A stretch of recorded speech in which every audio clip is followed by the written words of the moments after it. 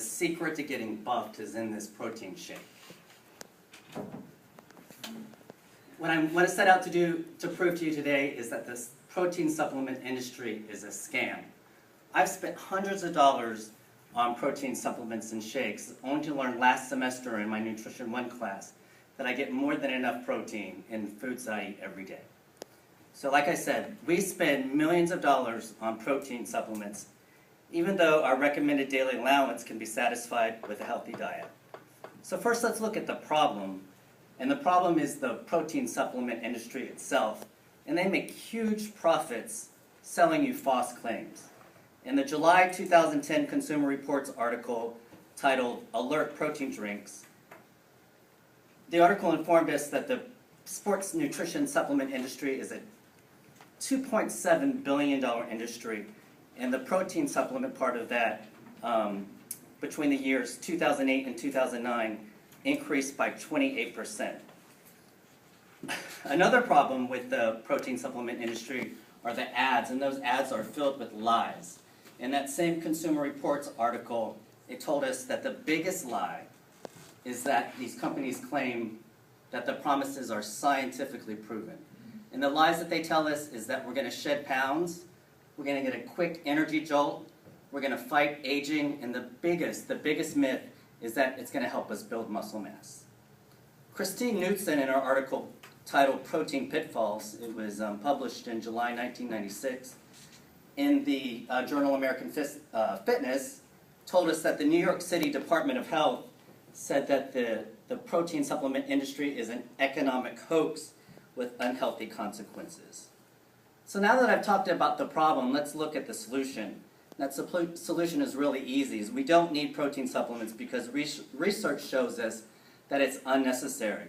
Dr. Dan Nemeth and Dr. Alan Alikiam, in their 2007 article in the International Sports Journal titled "Protein and Amino Acids," they kind of broke it down for us. And what they told us is that recreational athletes like you and I, we don't need to use supplements. It's not warranted. And for athletes, they say that there's no evidence in the research that shows that protein supplements enhance exercise capacity or build muscle mass. So another solution for this question is that there are better and cheaper ways to bulk up. In the Consumer Reports article that I quoted earlier called "Alert Proteins," you can see in this image that that there's 3 ways that you can get protein in your diet. One is really simple, that's 3 scrambled eggs in the breakfasts that we make every day, 3 8-ounce glasses of milk, or in half of a piece of chicken, versus the protein that you can get in a protein powder. As you can see, it's similar amounts of protein, but that protein powder costs $1.61, so that's much more expensive. So registered dietitian Nancy Clark kind of backs this up. She said in her 2008 American Fitness article entitled "The Pros, the Cons, and the Confusion," she told us that the $32 that you spend on the powder that's going to make that shake, you can get it much cheaper just with powdered protein, or not powdered protein, with powdered milk that you can buy. So that's a much cheaper way.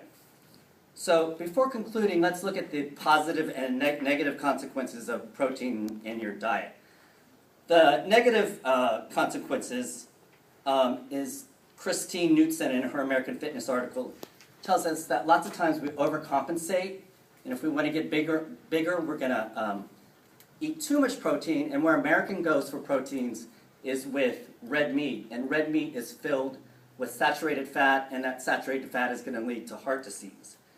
And that same Consumer Reports article that I mentioned earlier, the author talks about an athlete. His name is Scott Baker. He thought that he needed to consume 300 grams of protein a day to meet his needs, and all that did was give him diarrhea, and nobody wants diarrhea. All right, so let's look at the positive benefits for paying attention to the protein in your diet. Christine Knudsen, in her American Fitness article titled "Protein Pitfalls," she said really, all you need to know is the exact amount of protein that you need to get in your diet. And as you can see in this picture, there's foods that we eat every day that we can get protein in our diet.